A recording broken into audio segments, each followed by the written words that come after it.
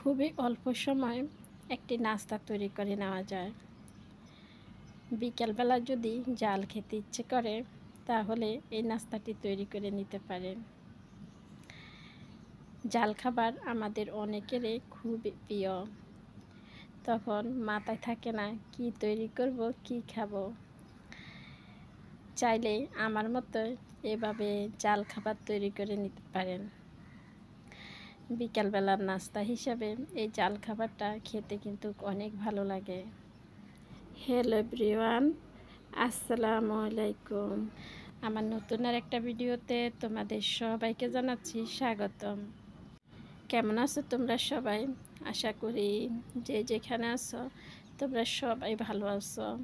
আলহামদুলিল্লাহ আমিও ভালো আছি। আমার পরিবারের সবাইকে নিয়ে দোয়া করি তোমরা যে যেখানে থাকো সবাই ভালো থাকো, সুস্থ থাকো।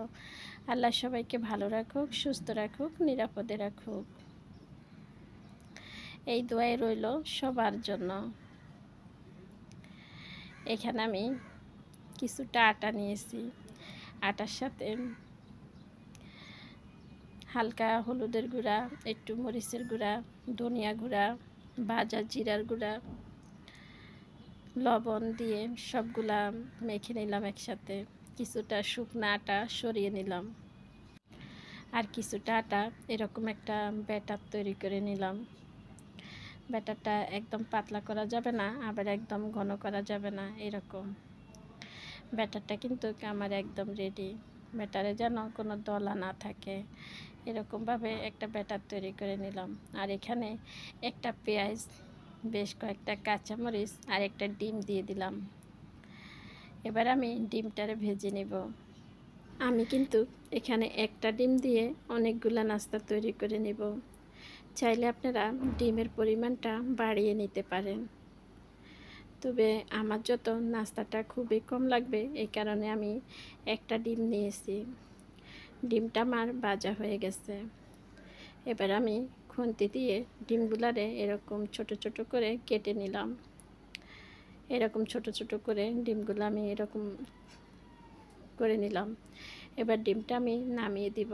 ডিমটা ঠান্ডা করে নেব, কারণ ডিমটা ঠান্ডা হতে হবে। আর ডিমে যদি জালটা বেশি হয় খেতে কিন্তু অনেক ভালো লাগে। যদি জাল যে যার ইচ্ছা মতোই দিতে পারে, অনেকে আছে জালটা একদমই খেতে পারে না, জাল একদম সহ্য হয় না। এবার আমি যে ব্যাটারটা তৈরি করে নিলাম ওই ব্যাটারের মধ্যে ডিম দিয়ে দিলাম, ভাজা ডিমটা। আটার ব্যাটারের মধ্যে ডিমটা দিলাম। ডিমটা এবার তুলে নেব। আবার যে শুকনো আটা রাখলাম ওই শুকনো আটার মধ্যে ডিমটা দিয়ে দিলাম। দিয়ে শুকনো আটার মধ্যে এভাবে ডিমটা দিয়ে ডিমটার এবার তেলে দিয়ে দিব। এভাবে করে এই নাস্তাগুলো তৈরি করে নিব। খেতে কিন্তু অনেক ভালো লাগে। যারা জাল খাবার পছন্দ করেন তারা চাইলে কিন্তু এই নাস্তাটা তৈরি করতে পারেন।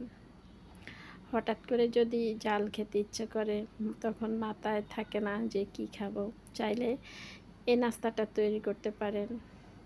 জালটা খুব কম দিয়ে বাচ্চাদের টিফিনে কিন্তু এই নাস্তাটা দেওয়া যাবে। বাচ্চারা কিন্তু খুব পছন্দ করে খাবে। যখন বাচ্চারা এই ধরনের খাবারগুলাই বেশি পছন্দ করে।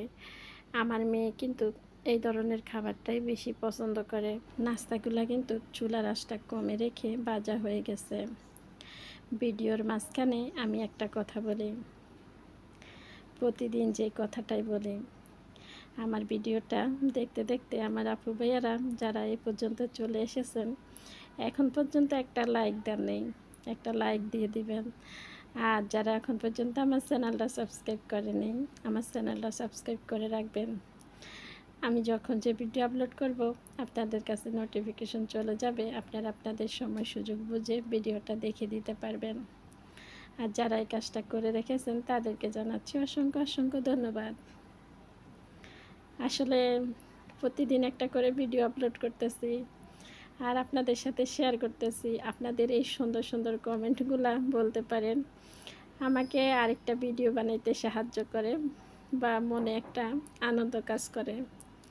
তাই প্রতিদিন আমার ঘরের কাজগুলো আপনাদের সাথে শেয়ার করি। হয়তো ঘরের সব কাজ আমি নিই না, বা ওটা আমার ভালো লাগে না, ওই কারণে নিই না যে আমি প্রতিদিন যে রান্নাটা করি ওই রান্নাটা আপনাদের সাথে শেয়ার করি। যদি ভালো লাগে আমার চ্যানেলটা সাবস্ক্রাইব করে আমাকে সামনে এগিয়ে যেতে সাহায্য করতে পারেন। এখানে আমি আমার খুব পছন্দের একটা শাক রান্না করতেছি। যদিও আমি এই শাকটা ধরতে পারি না বা কাটতে পারি না, ধরলে আমার একটু সমস্যা হয়। আজকে আমি শাকটা রান্না করব মাছের মাথা দিয়ে, আলু দিয়ে। শাকটা কিন্তু এভাবে রান্না করলে অনেক ভালো লাগে খেতে। আর সাথে গরুর মাংস ভুনা করে নিব। শাকটা কিন্তু কালারটা খুবই সুন্দর আসছে। শাকটা সবুজ সবুজ থাকবে, এরকম একটা শাক দিয়ে ভাত খেতে কিন্তু অনেক ভালো লাগে। আজকের মতোই আমি এখানে বিদায় নিলাম। সবাই ভালো থাকবেন, সুস্থ থাকবেন। আমরা সবাই সবার জন্য দোয়া করতে পারি। আল্লাহ যেন সবাইকে ভালো রাখে, সুস্থ রাখে, নিরাপদে রাখে। আল্লাহ হাফেজ। আসসালামু আলাইকুম।